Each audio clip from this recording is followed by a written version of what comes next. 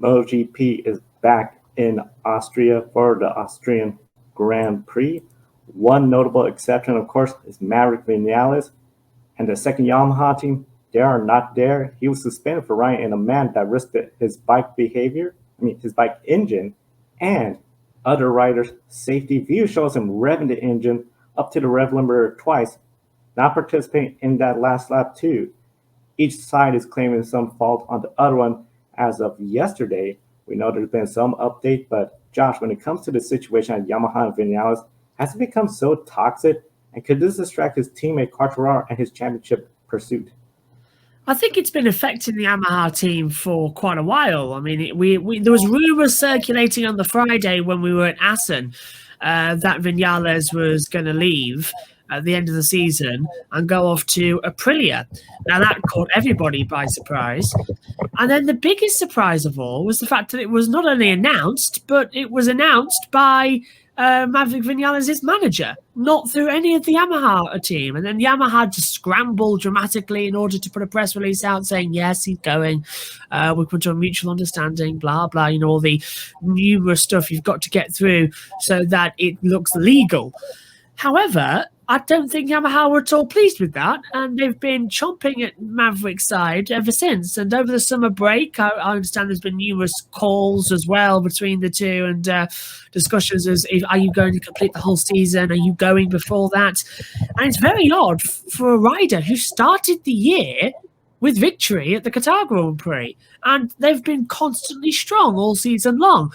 And ever since then, Vinales sort of, we've seen him do it before as well across the junior categories. He's thrown a hissy fit.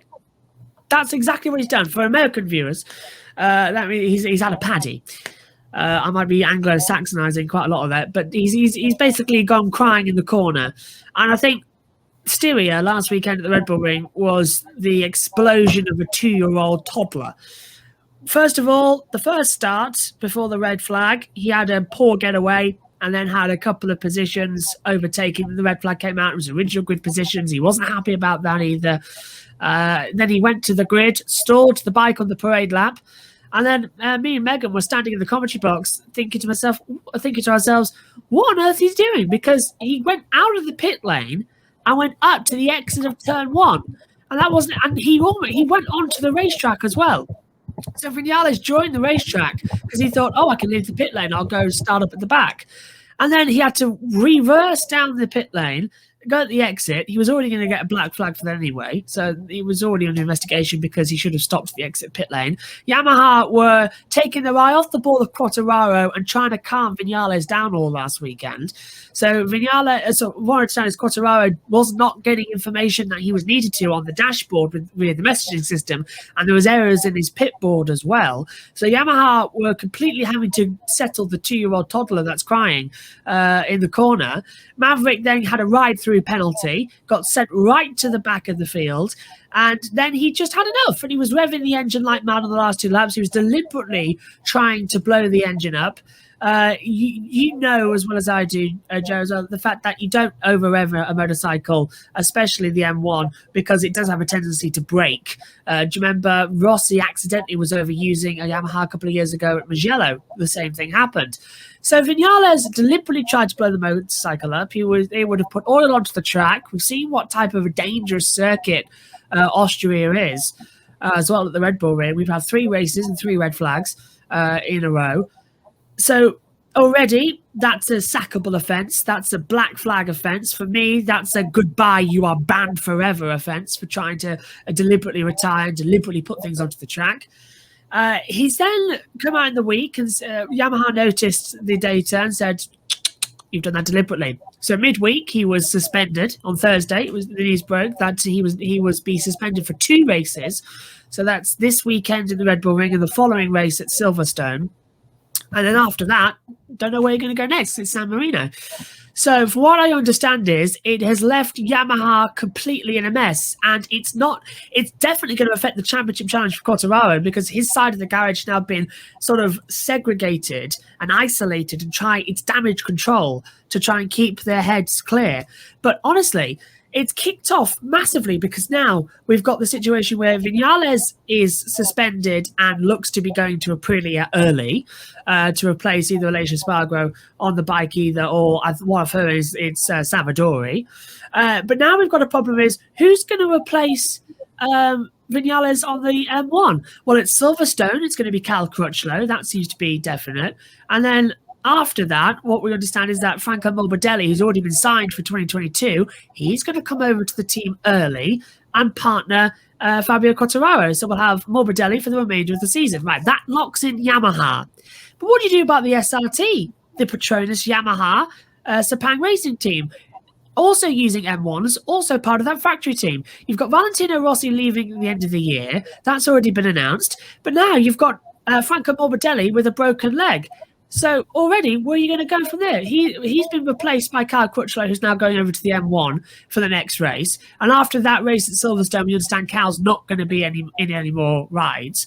So who does that leave there? From what I'm hearing, they're going to bring Jake Dixon up from Moto2, from their Petronas team, and pop him there.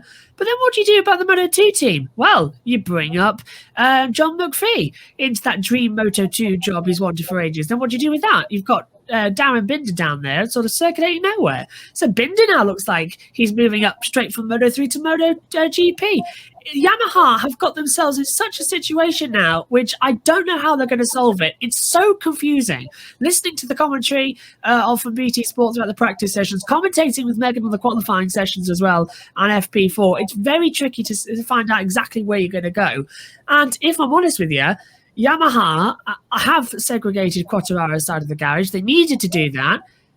The whole Yamaha situation across MotoGP, Moto2 and Moto3 is in an absolute mess. And because Petronas have pulled out their backing, they look like a laughing stock at the moment. And it is, I think, I can't remember who it was. Cal Crutchlow, I think it might have been, described the entire situation as, you got Messi leaving Barcelona. Don't know what's going to happen next. So yeah, Yamaha are in a complete and utter mess. Hopefully that couple of minutes of rambling has hopefully sorted it all out for you. But this is going to be a story that's going to run and run and run throughout the entire year.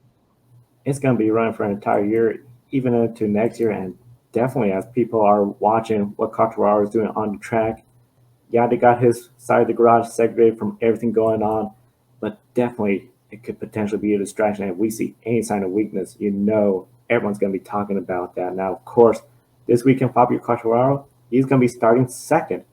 But he has last week's winner, Martin, on the pole, second race weekend in a row, trying to do 2 in a row. Could he get his first 2 career wins at the same track in 2 consecutive weekends?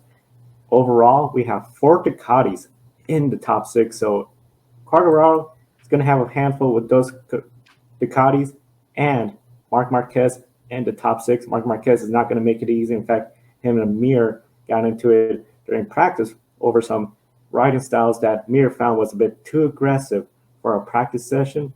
When it comes to the race tomorrow, can Jorge make it 2 in a row? And how does Quartararo race around all the Ducatis and Marc Marquez, considering he's the points leader? Well, to start with the first one with Jorge Martin, definitely I think he can do it because he's actually running on 3 in a row at the Red Bull Ring because he won the Moto2 race last year. Now he's won the MotoGP Styrian Grand Prix, and I think he is a very good candidate to win tomorrow. The only difference is Quartararo now starting second, not third. He had Bagnaia alongside him last weekend as well. Ducati have got the whole shot device off the line that me and Megan noticed didn't really work because this time, because it's an uphill start and all the power goes to the rear wheel, the fronts come up on the Ducati at the start. So you've got to minimize the wheelie at the start, which every Ducati suffered with last weekend. So I think Jorge Martin will lose the lead at the start, but because it's such a quick track and Ducatis have got such a great reputation around here, I think Jorge Martin will overtake Quartararo and win the race. That's, I think, what's going to happen. Quartararo racing around with Marc Marquez as well. I think as well, Marc is desperate to break Honda's duck at this track. They have not won. KTM have won. Ducati have won. You just can't catch a break. And Marc is in an unusual situation where, for the first time, at the Red Bull Ring. He's racing here 2 weeks in a row because, of course, last year he missed out because he had the broken shoulder. So he's taken a lot more data in this weekend. And I think by qualifying 6th on the grid, he's done amazingly well at a physical track. And I think, yeah, Mark is a possibility for at least a podium tomorrow. But here's my opinion. It'll be Jorge Martin taking the victory. It'll be Quartararo second, and it'll be Marc Marquez in third place as well. But watch out from the other Ducatis. They are going to be strong. They always are here. And that, I think it will be the surprise. Maybe we could see Zarco come back up to where he was back in Doha. Yeah, the Ducatis, never count them out in Austria. And tomorrow's race will be a big battle.